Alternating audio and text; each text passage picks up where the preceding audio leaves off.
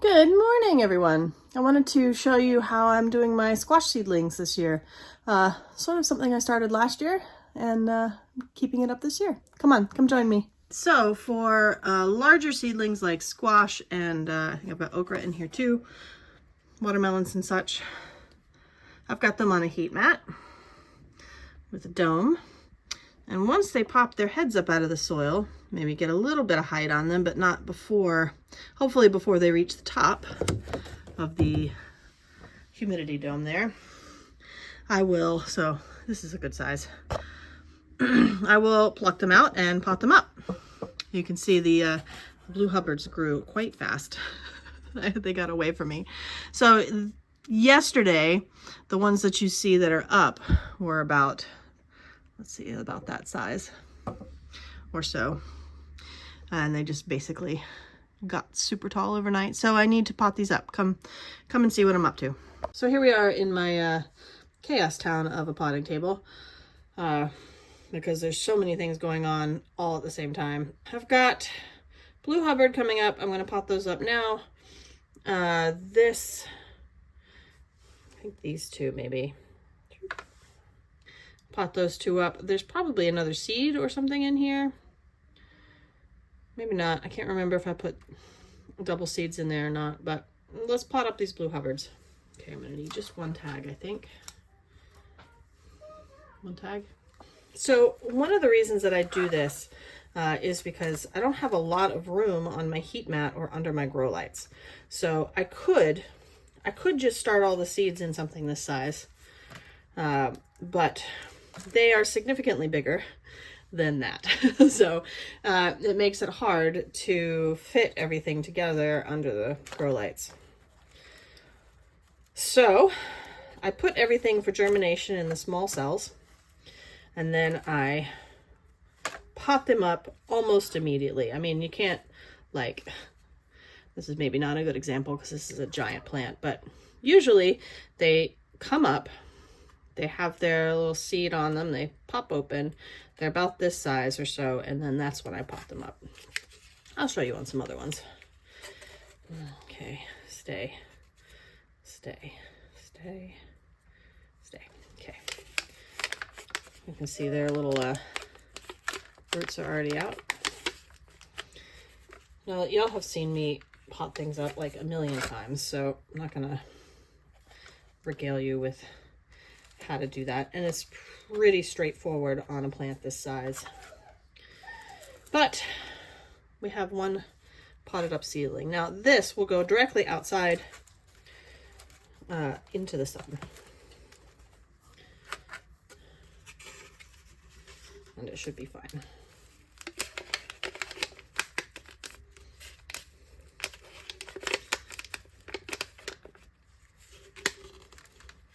Come. Okay.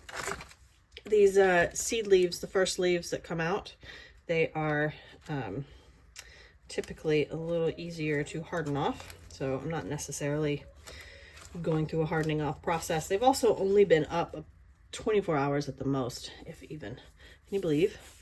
Plant this size in 24 hours or less?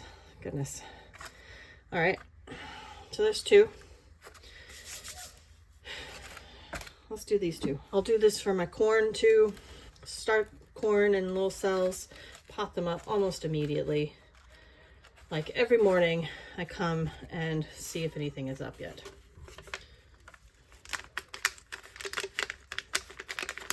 And I've already got potting soil made up. It doesn't take a lot of time in the morning, and these are pretty easy to transition. It's not like I have to separate them or anything.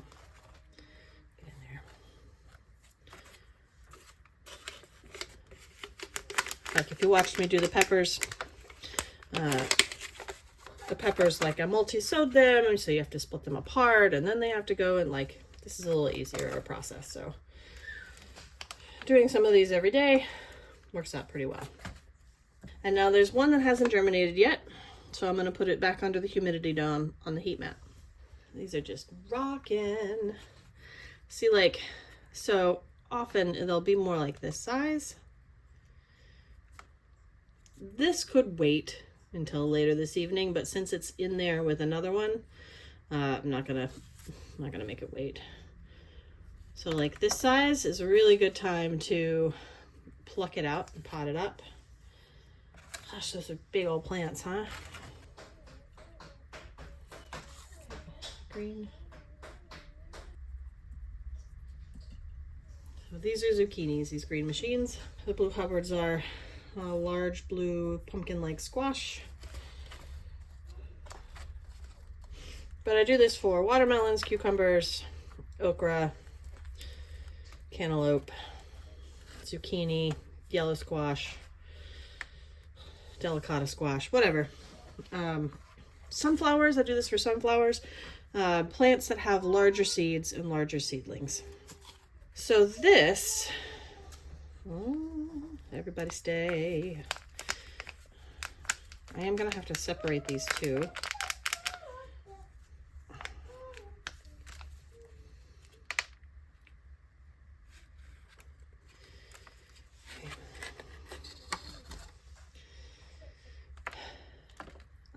I planted too many.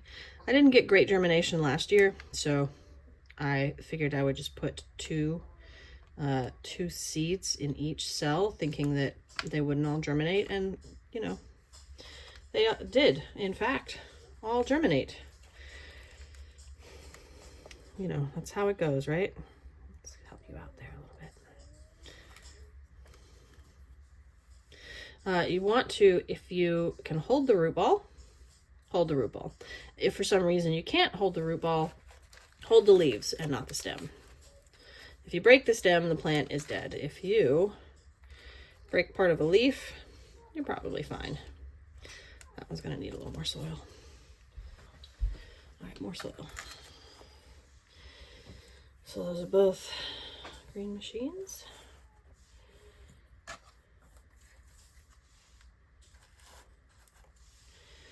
Okay. Now these two. Trying to make sure everything else stays in there.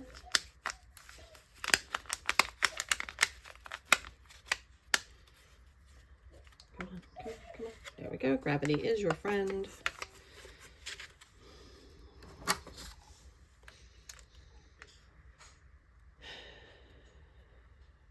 Let's see, which way does the soil want to break?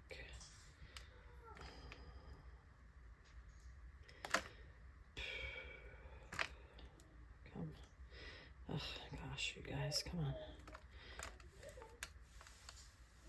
There we go. Let's see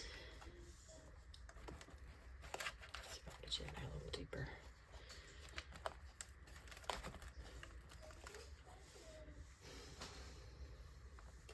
This year has been the year of me not thinking things are going to germinate, overplanting how many seeds I'm starting, and then, you know, getting caught out with too many seeds.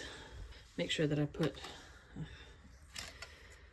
a tag back in that so I know what it is. Okay, so this green machine, I'm still waiting on it, and I'll have a tag for it if it comes up. I gotta plant up these, but that's all I'm going to show you. Actually, that's just going to be a quick one today. These will, usually I would pot these up again pretty quickly into something this size. I like the solo cups because they're tall and they don't necessarily take up a lot of space widthwise, so the roots get a chance to grow out and down, but they don't stay in this long either, and honestly I'm not sure this year that they're even going to get into that. We have warmed up very fast. We are not yet, let's see, it is the beginning of May. Our last frost date is average is May 7th. So usually it's pretty chilly. Last year we didn't get consistently above 40 degrees at night until like mid-June. So lots of things didn't go in the ground. That was fairly late. That was a really cool spring. But this year, here we are at the beginning of May, and I am thinking about actually going ahead and putting my tomatoes in the ground because we are consistently above 40 and we won't dip down, I don't think, under 40 again. Until the fall. So usually it's like 50 degrees or so at night. So I'm still going to wait a little bit on the peppers because, you know, they take a lot longer to grow. If I put zucchini in the ground, I can just start more zucchini seeds if we have a random something or other, something cold.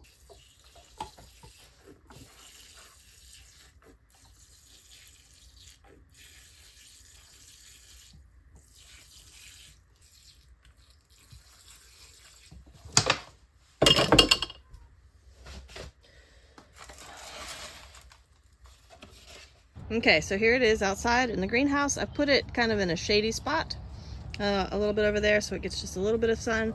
These other ones are, that was my tray over there from yesterday. I think these are from yesterday or the night before last or something like that. So they can actually go outside on the table. I got a little space. Anyway, that's the process, and then they grow, and then you plant them in the ground. That's all for me today. Bye.